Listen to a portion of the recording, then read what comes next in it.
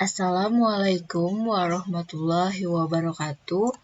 Selamat siang semuanya, semoga dalam keadaan sehat walafiat dan tetap semangat belajar dari rumahnya ya. Hari ini di mata kuliah Nutrasetika bersama saya Suryani, ini adalah pertemuan pertama kita. Dan insya Allah di mata kuliah Nutrasetika ini kita akan bertemu sebanyak 4 kali. Dan untuk materi yang pertama, saya akan atau kita akan belajar bersama tentang fitokimia sebagai nutrasetika. Jadi sebenarnya fitokimia ini bukan hal yang baru bagi kalian karena mungkin kalian sudah mengenalnya di mata kuliah farmakognosi ataupun di bahan alam yang lainnya ya.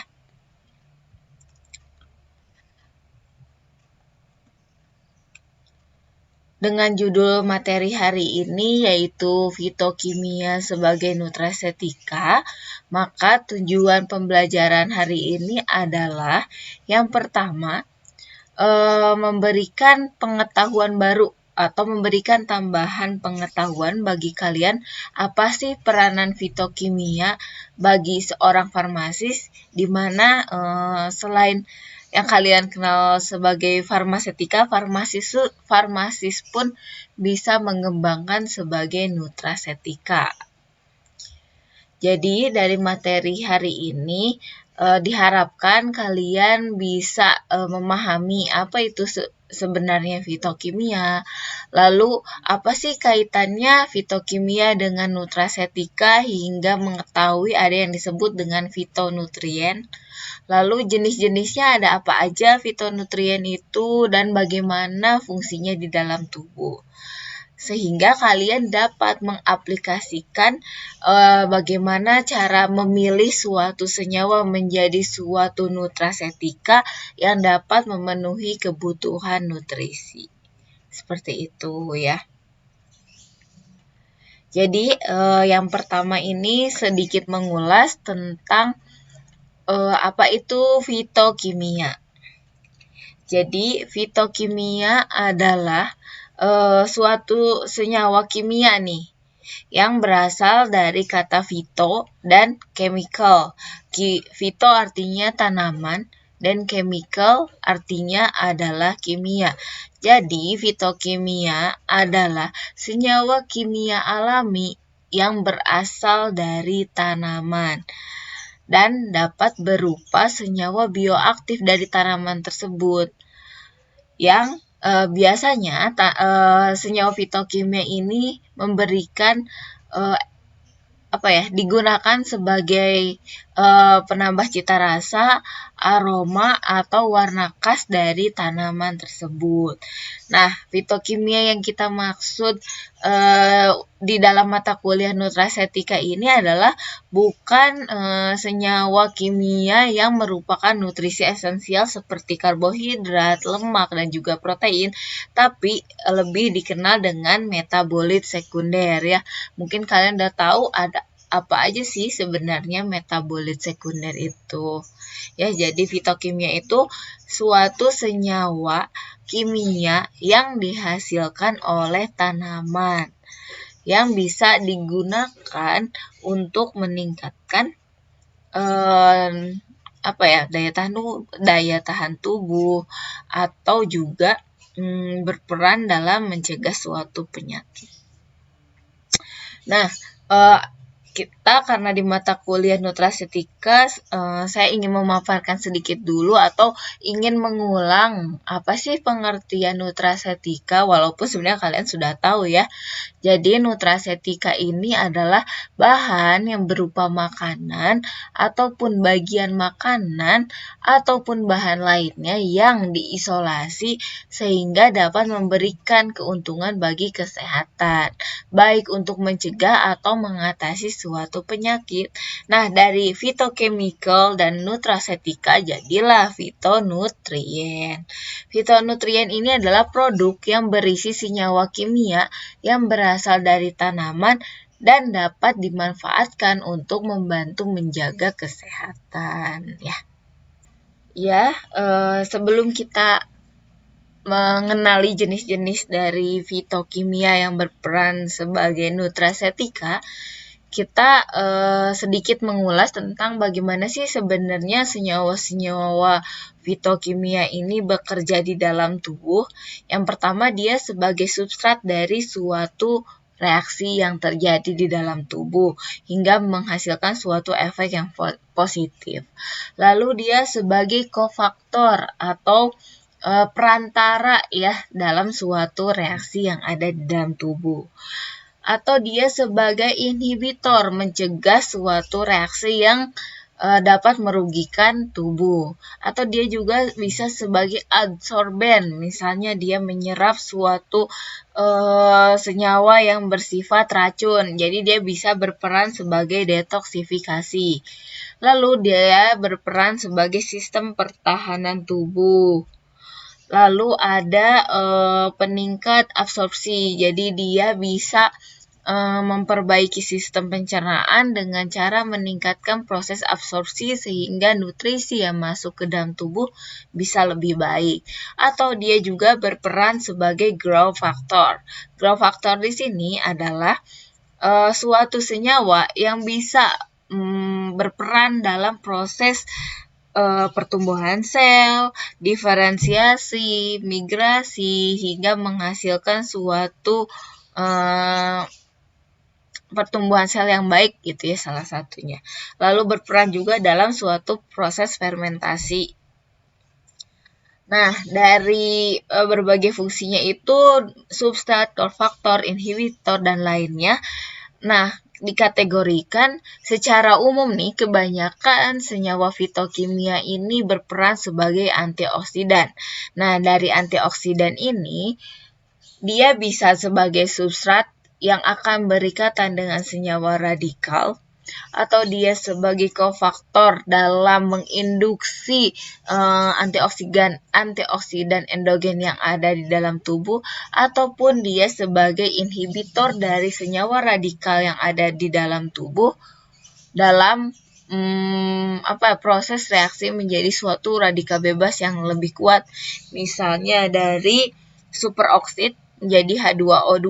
Nah, salah satu senyawa fitokimia ini bisa berperan sebagai inhibitor perubahan dari suatu radikal bebas.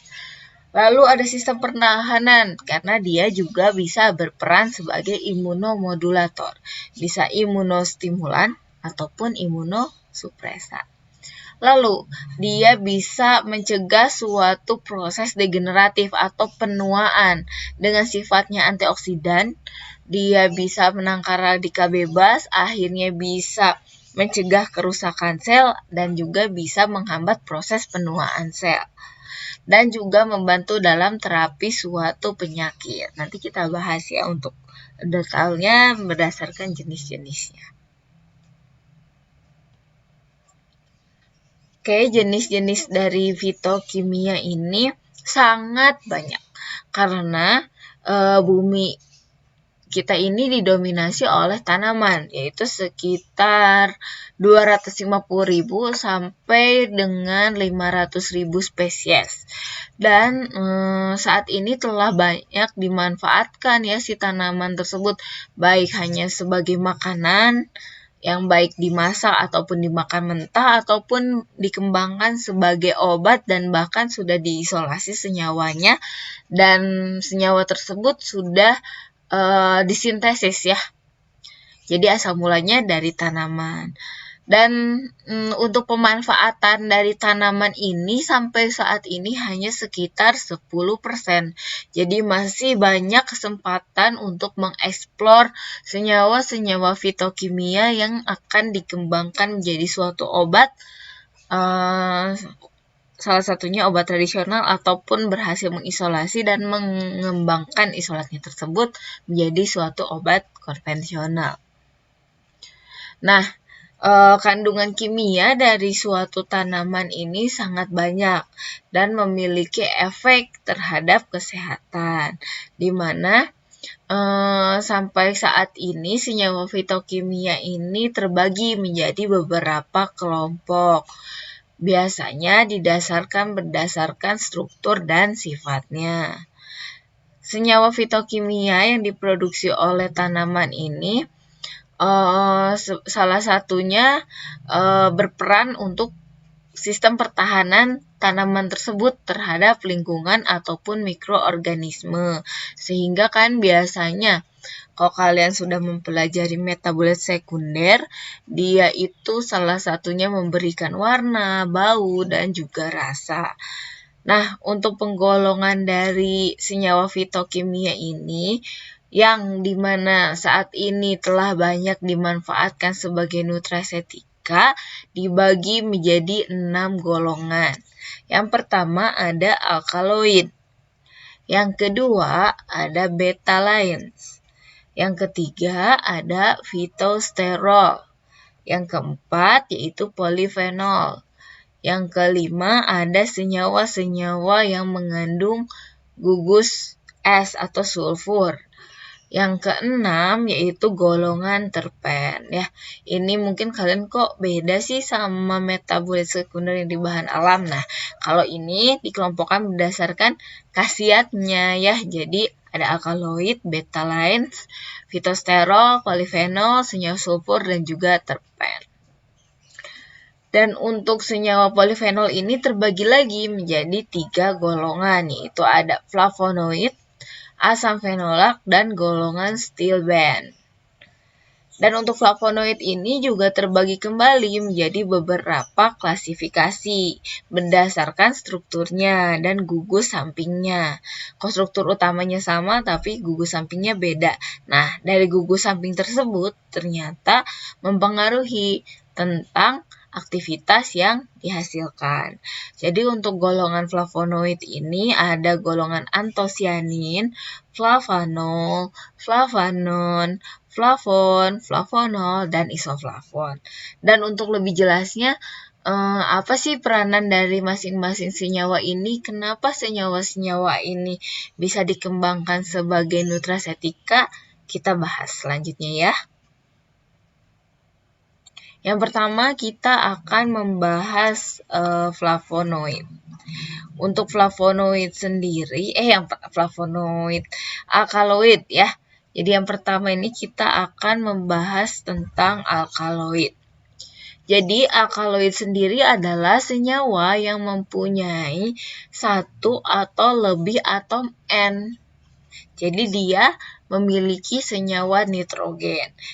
Ada yang bersifat seperti cincin atau heterosiklik, ada yang biasa aja ya, lurus. Dan umumnya mempunyai aktivitas fisiologi baik terhadap manusia ataupun terhadap hewan.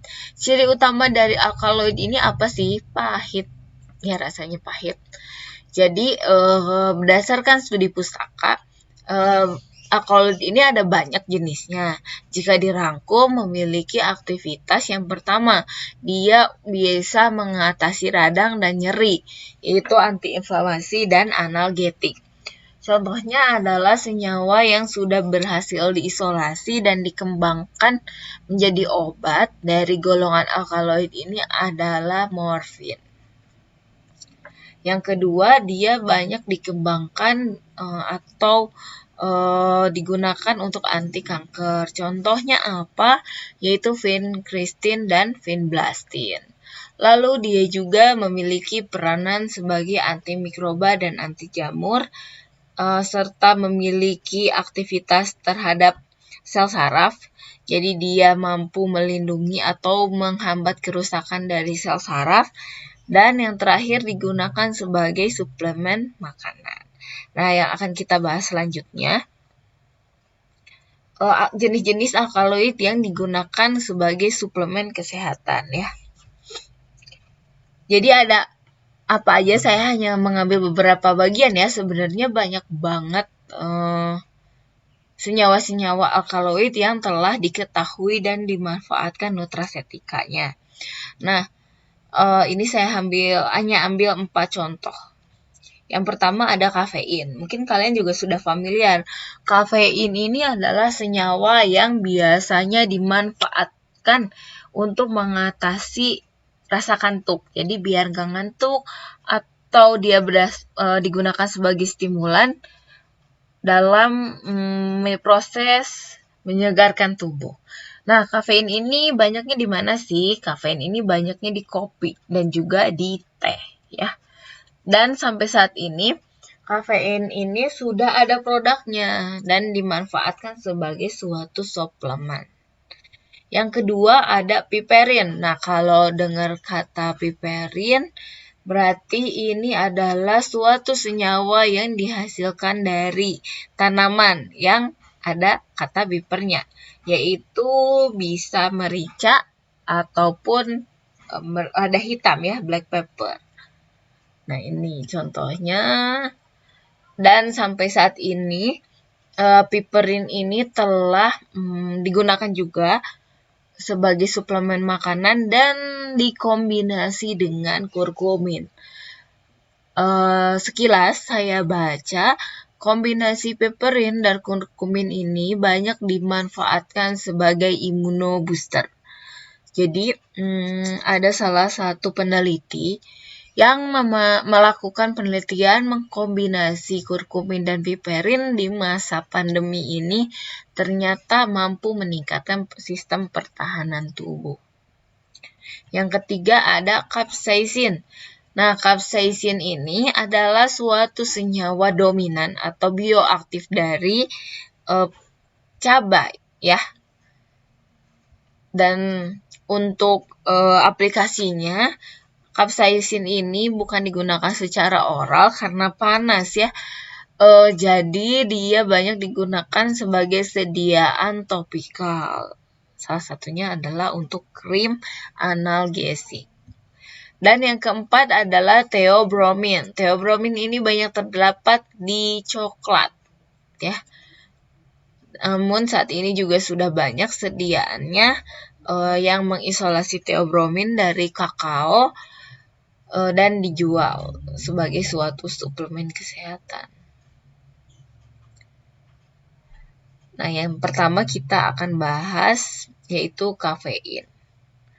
Kafein ini salah satu senyawa yang banyak atau komponen utama yang tersedia di biji kopi, daun teh, coklat, dan juga beberapa kacang-kacangan. Dan ini adalah salah satu produk yang menggunakan atau mengisolasi kafein dari biji kopi dan dimanfaatkan sebagai suplemen kesehatan. Nih ya, dari sini klaimnya adalah sebagai booster dari energi dan endurance. Juga dia meningkatkan metabolisme, ya, lemak di dalam tubuh. Jadi kafein ini kalau dilihat dari fungsinya, ada peneliti yang melakukan penelitian bahwa kafein ini memiliki aktivitas sebagai antimikroba. Dan dia juga memiliki aktivitas antioksidan, yaitu menghambat peroksidase lipid dalam pembentukan ROS. Oleh karena itu tadi kenapa di salah satu produknya itu diklaim bahwa kafein ini mampu meningkatkan metabolisme lemak karena dia bisa menghambat proses peroksidase lipid. Lalu dia juga berperan sebagai neuroprotektif dengan cara menurunkan stres oksidatif dan dapat memperbaiki mood.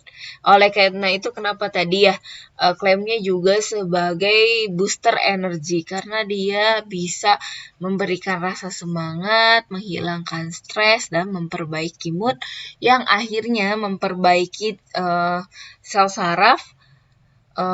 Karena kalau misalnya kita stres, itu tuh kemungkinan terjadi kematian pada sel saraf itu tinggi. Nah, dengan kafein dia bisa meningkatkan energi dan menurunkan tingkat stres, akhirnya memberikan suatu perlindungan terhadap sel saraf. Lalu ada hepatoprotektor. Di sini juga kafein ternyata mampu menurunkan kadar ALT, di mana ALT ini adalah salah satu parameter yang digunakan untuk fungsi hati. Jadi dia berperan juga sebagai hepatoprotektor. Namun di sini ada batasannya ya. Penggunaan kafein ini kalau berdasarkan dosis yang sudah diisolasi adalah 200 mg per hari. Namun kalau kalian minum kopi maksimal adalah 3-4 gelas per hari ya. Gak boleh terlalu banyak juga. Karena apa? Dia juga bisa meningkatkan aktivitas otot jantung. Akhirnya bisa juga kalau berlebihan ataupun segala yang berlebihan kan tidak baik, bisa mempengaruhi sistem kardiovaskular. Begitu. Yang kedua adalah piperin. Jadi piperin ini tadi sudah kita bahas, dia adalah suatu senyawa yang diisolasi dari lada, baik lada putih ataupun lada hitam. Ya, dari biji lada. Nah, piperin ini ternyata banyak di area kulitnya atau di dalam bijinya juga. Nah, sampai saat ini karena tahu piperin ini banyak manfaatnya, piperin sudah mulai disintesis untuk menghasilkan piperin yang lebih banyak dan lebih mudah. Karena jika kita mengisolasi langsung dari suatu tanaman, itu membutuhkan waktu yang lebih banyak. Dan apa aja sih manfaatnya piperin dalam tubuh kita? Yaitu sebagai imunomodulasi atau dia berperan dalam sistem pertahanan tubuh, baik berperan sebagai imunostimulan saat tubuh kita drop, dan imunosupresan. Ini kaitannya dengan tadi ya, ada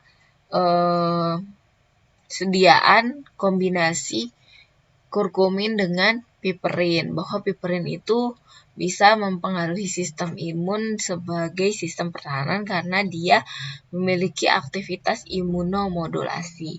Lalu seperti fitokimia lainnya yang utama adalah memiliki aktivitas antioksidan.